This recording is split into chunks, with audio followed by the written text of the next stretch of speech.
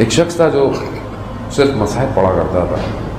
اس کے گھر میں یہ گیس کا جو سلنڈر ہوتا ہے اس میں آگ لگ گئی. اس نے اس سے بولا کہ گھر والوں کو نقصان ہو, کچھ ہو. اس کو اٹھایا اور پچھلے دروازے سے باہر بھاگا.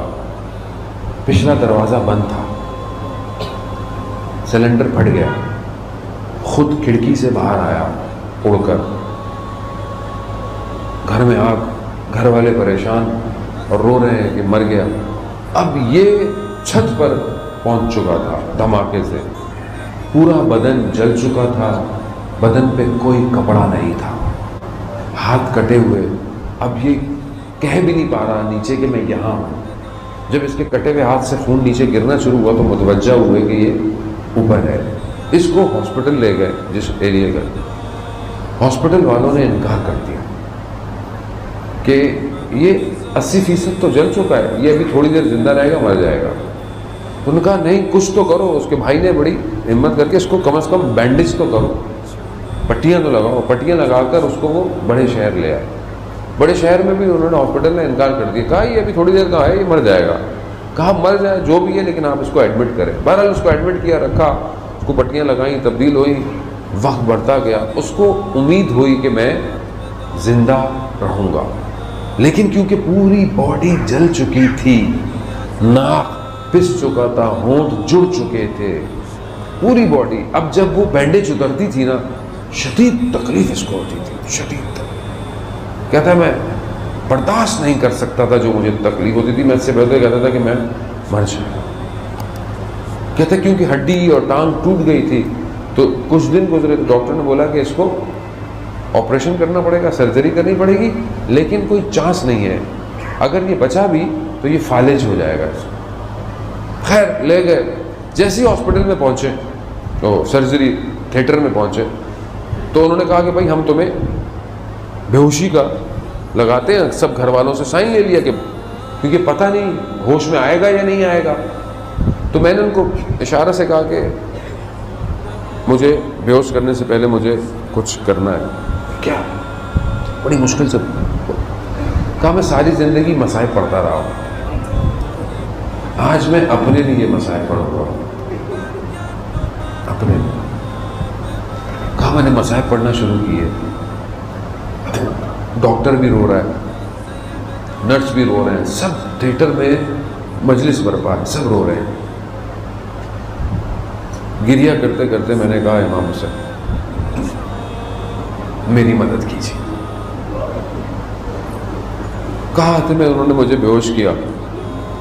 میں نے اچانک سے دیکھا کہ میں چند گھنٹوں کے لیے کسی اندھیرے میں چلا گیا ہوں.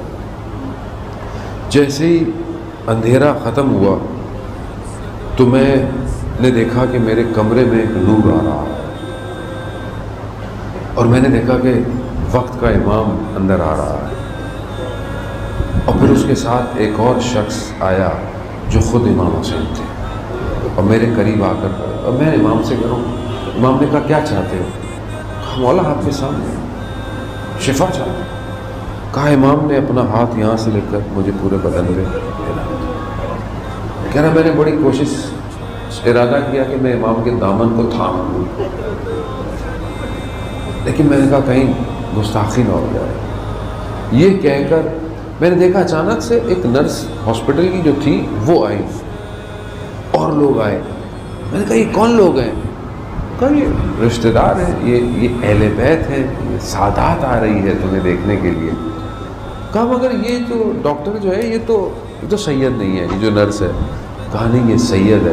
کہہ رہا میں کیونکہ ایک دوسری حالت میں ہوں, میرے اطراف میں میرا پورا گھر جمع ہے, ہاسپٹل کا سٹاف جمع ہے, اور میں بول رہا ہوں کہ اچھا یہ سید ہیں, یہ سید ہیں, یہ سید, اور یہ لوگ سب میری باتیں سن رہے ہیں.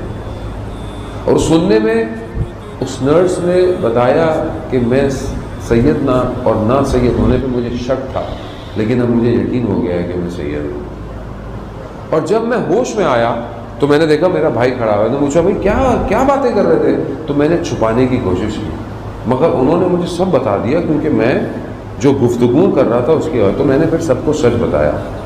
اچھا وہ کہہ رہے ہیں کہ میں ڈاکٹروں کو سب بتا رہا ہوں, اور میرے پوری پٹیاں لگی ہوئی ہیں، اور میرے منہ جو پہلے پورے چپکے ہوئے تھے مگر میں صحیح بات کر رہا ہوں، وہ پہچان ہی نہیں لگا میں صحیح بات کر رہا ہوں۔ کہہ رہے ایسے میں انہوں نے کہا کہ اب اس کو پٹیوں کو اتارے، انجیکشن ہے۔ میں نے کہا مجھے انجیکشن کی ضرورت نہیں ہے۔